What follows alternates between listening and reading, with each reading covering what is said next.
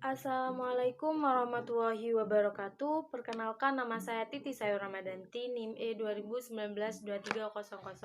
Saya dari kelas Ekonomi Syariah 7, Prodi Ekonomi Syariah, Fakultas Ekonomi dan Bisnis Islam. Di sini saya akan menanggapi video yang sudah diberikan oleh Bapak Abdul Wadud Nafis yang menjelaskan tentang kejayaan peradaban Islam di Spanyol.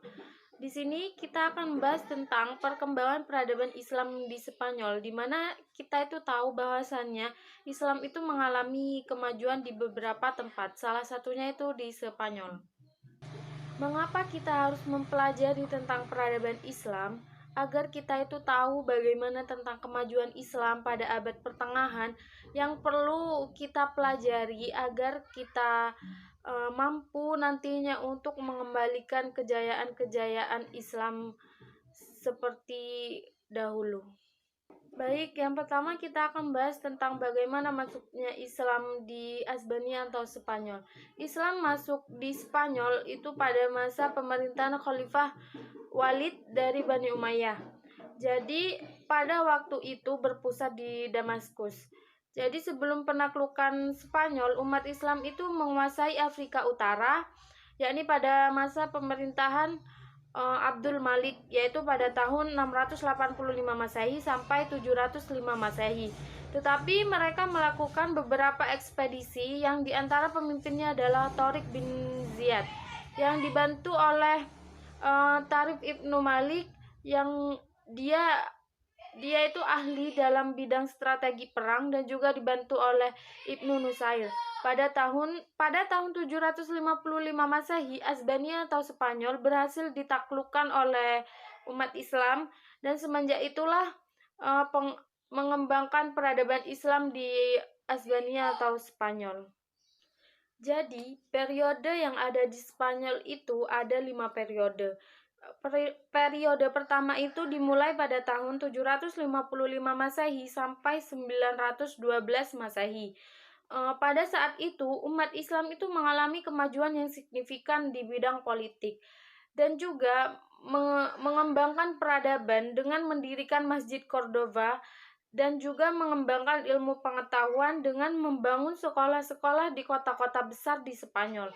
Jadi pada saat itu Spanyol itu dipimpin oleh seorang amir atau gubernur yang bernama Abdurrahman I, yakni pada tahun 755 Masehi.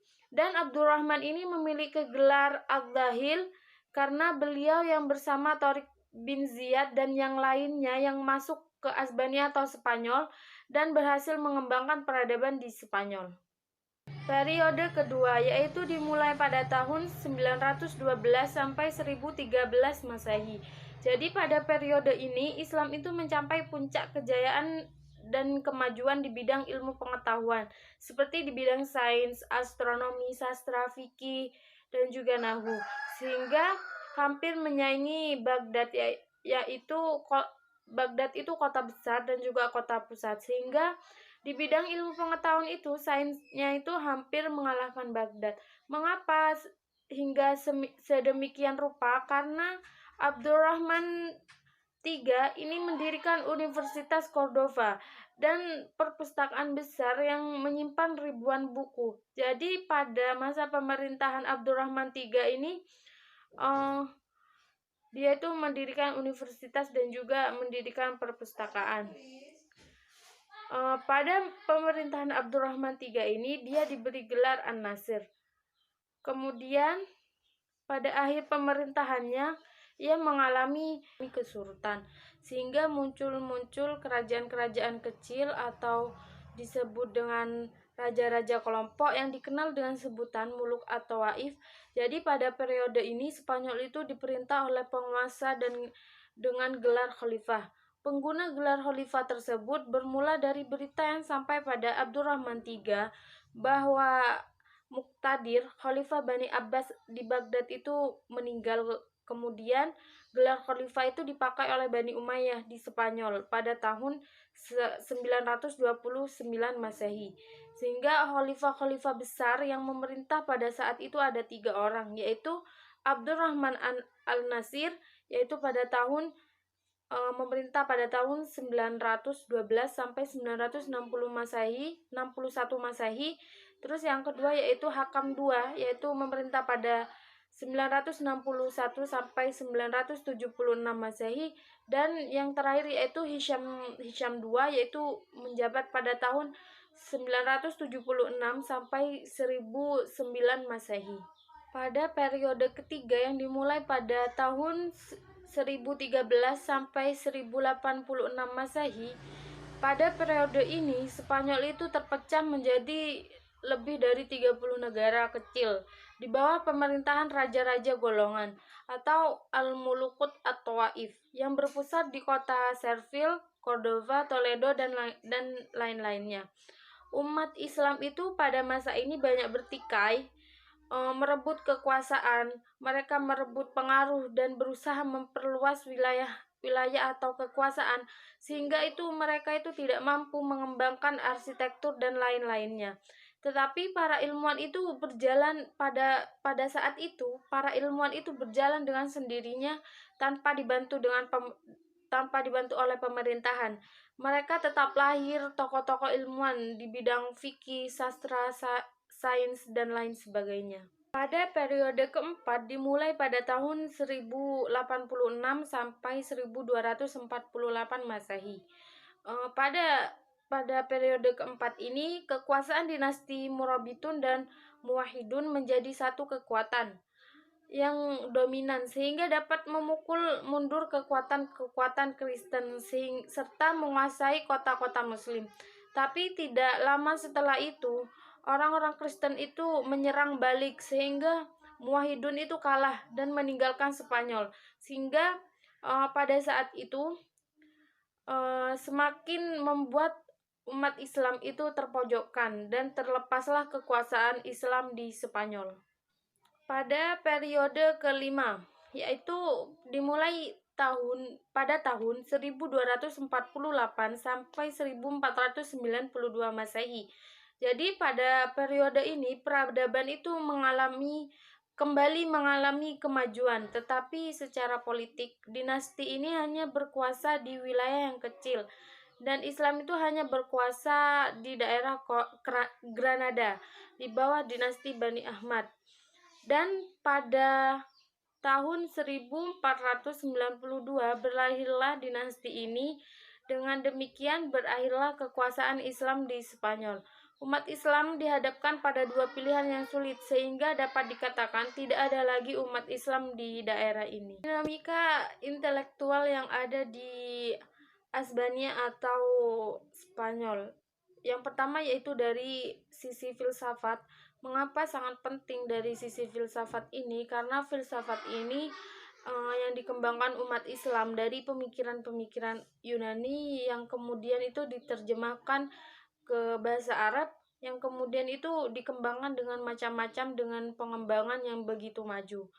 Jadi filsafat itu berperan sebagai jembatan penyeberangan yang dilalui ilmu pengetahuan Yunani Arab ke Eropa.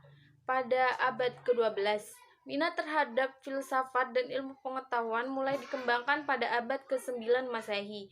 Jadi tokoh utama atau yang pertama dalam sejarah filsafat Arab Spanyol adalah Abu Bakar Muhammad Ibnu al-Shaykh yang lebih dikenal dengan Ibnu Bajjah. Terus tokoh utama yang kedua yaitu Abu Bakar Ibnu Tufail, penduduk asli Wadi Asa, sebuah dusun kecil di sebelah timur Granada, dan wafat pada usia lanjut tahun 1185 Masehi. Bagian akhir abad ke-12 Masehi menjadi saksi munculnya seorang pengikut Aristoteles yang terbesar di gelanggang filsafat dalam Islam, yaitu Rushd dari Cordova. Yang kedua yaitu di bidang sains. Ilmu-ilmu kedokteran, musik, matematika, astronomi, kimia, dan lain-lain juga berkembang dengan baik di Spanyol. Tokoh-tokoh sains Abbas Ibnu Fama yang termasyhur dalam ilmu kimia dan astronomi. Ia orang pertama kali yang menemukan pembuatan kaca dari batu. Ibrahim Ibnu Yahya al-Naqqas yang terkenal dengan ilmu astronominya. Ia dapat menentukan waktu terjadinya gerhana matahari dan menentukan berapa lamanya. Ia juga berhasil membuat teropong modern yang dapat menentukan jarak antara tata surya dan bintang-bintang.